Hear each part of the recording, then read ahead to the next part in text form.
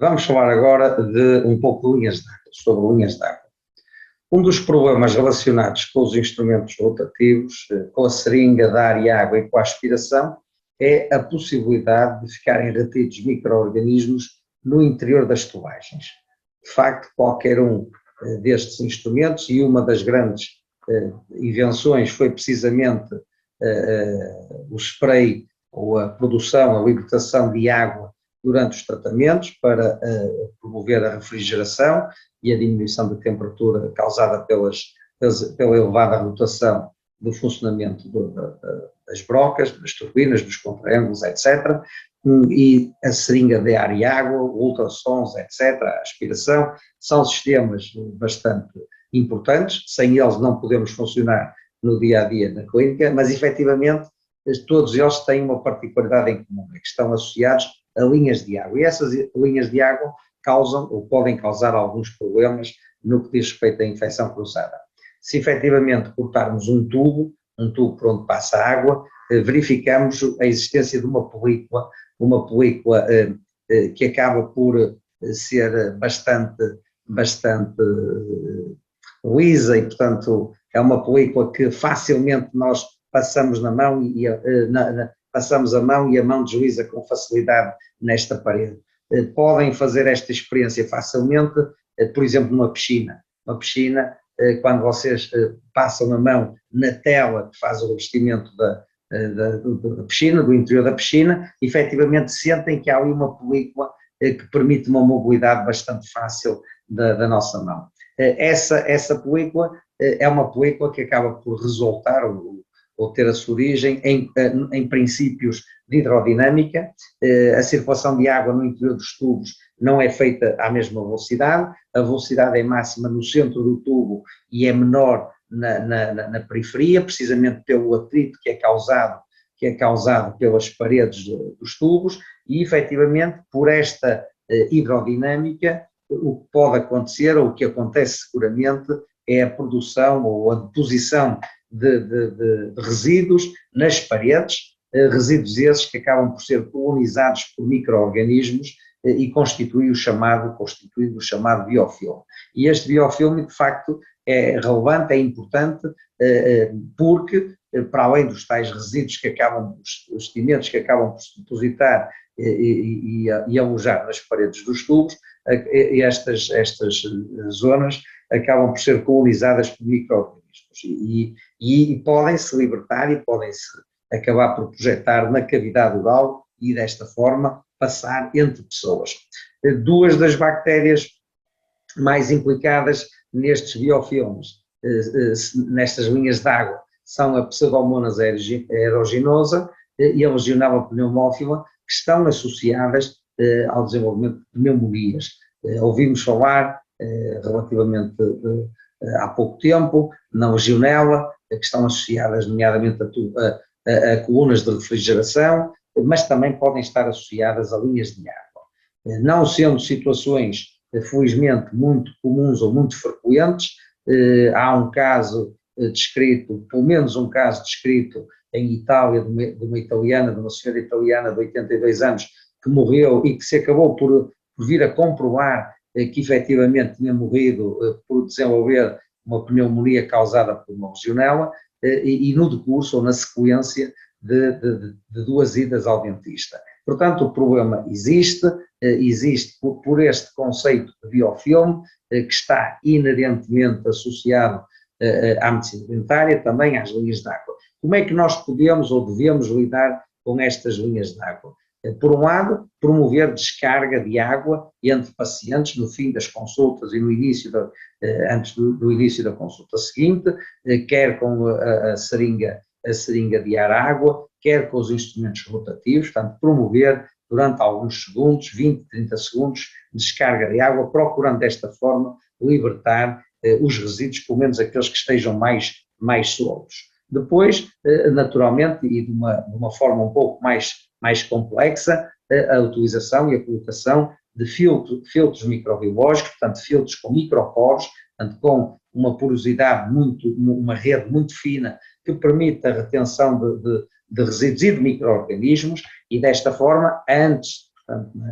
no acesso aos instrumentos rotativos, haver aqui a interposição de barreiras que permitem, de facto, reter a maioria dos micro-organismos e impedir que eles possam aceder à cavidade oral. E também, por outro lado, uma medida bastante interessante sob este ponto de vista, a não ligação à rede geral de abastecimento de água, que acaba por estar mais ou menos contaminada, e, portanto, utilização de reservatórios independentes, reservatórios onde, para além de podermos colocar um soro fisiológico, uma água purificada, água destilada, por exemplo, podemos associar um antisséptico e desta forma acabamos também por, de certa forma, diminuir esta produção de biofilmes e, mais importante até do que isso, o biofilme produz sempre, mais importante que isso, acabar por diminuir o número de micro-organismos que possam colonizar estes biofilmes. Temos esta situação, por exemplo, presente nos motores cirúrgicos, nos motores de implantologia, em que não estão ligados à rede geral de abastecimento e utilizamos reservatórios independentes, no caso as garrafas de soro fisiológico, e portanto desta forma não se coloca tanto este risco de biofilme e da sua contaminação. E assim, no que diz respeito aos instrumentos que estão associados a linhas de água, o procedimento, no caso dos instrumentos rotativos e da seringa de ar e água, devemos, tal como também no ultrassons, devemos fazer a tal descarga durante alguns segundos, 30 segundos, promover esta descarga para libertar o maior número possível de resíduos. Devemos limpar muito bem, lavar muito bem estas zonas, particularmente as zonas onde existem reentrâncias, e depois fazer a lubrificação, no caso dos instrumentos rotativos,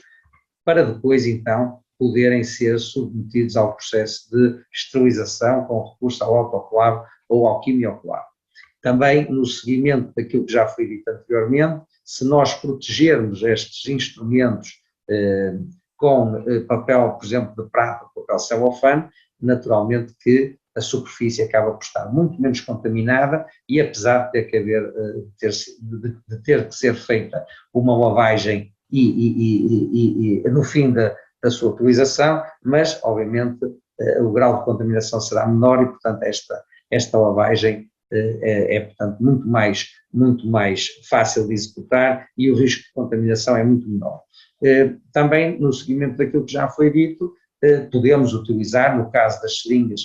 dar água, a seringa de irrigação, na maior parte dos casos é possível comprar, adquirir adaptadores e utilizar pontas descartáveis que no final da consulta são descartadas, são rejeitadas, são eliminadas. Desta forma, sendo um produto descartável, o risco de contaminação é naturalmente menor. No que diz respeito à tubagem de aspiração, em que neste caso não estamos a retirar água, obviamente as cânulas serão substituídas entre pacientes, no caso da cânula de saliva é rejeitada, é descartável, no caso da cânula de aspiração cirúrgica normalmente são sujeitas à esterilização, a mangueira, os tubos de aspiração podem ser retirados e podem ser esterilizados se o fabricante assim o indicar, ou então desinfetados. Naturalmente que no mesmo princípio que foi referido anteriormente da descarga de água, aqui devemos colocar a água da cuspideira a correr e durante cerca de 30 segundos fazer a aspiração com os dois sistemas de aspiração, a água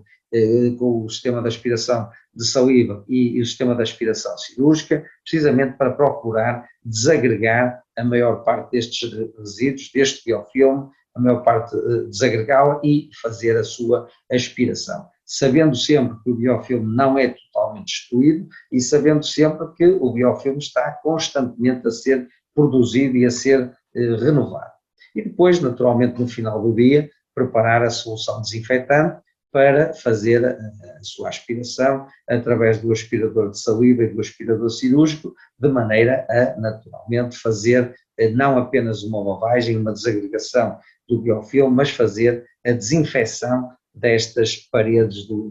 dos tubos de aspiração. E, claro, em relação à mangueira, aos tubos, a utilização de películas protetoras, papel celofane ou papel de prata, acaba por, no princípio, já foi referido anteriormente, diminuir o grau de contaminação dos tubos e, portanto, diminuir também naturalmente o risco de contaminação. Um aspecto muito relevante no que diz respeito à tubagem de aspiração, e aqui reforço que a aspiração faz a remoção da água, portanto, à primeira vista não haveria aqui o risco de contaminação, ou seria diminuto, mas devemos desincentivar esta prática, que é quando temos o tubo de aspiração na boca, fechar a boca, com os lábios a fechar ao redor do tubo de aspiração e deglutir saliva, por exemplo, porque pode-se criar, ou cria-se uma pressão negativa no interior da boca e isso pode promover o refluxo de água e, portanto, a água entrar na nossa cavidade oral, a água a partir da tubagem de aspiração, que obviamente está fortemente contaminada. Portanto, esta prática deve ser desincentivada.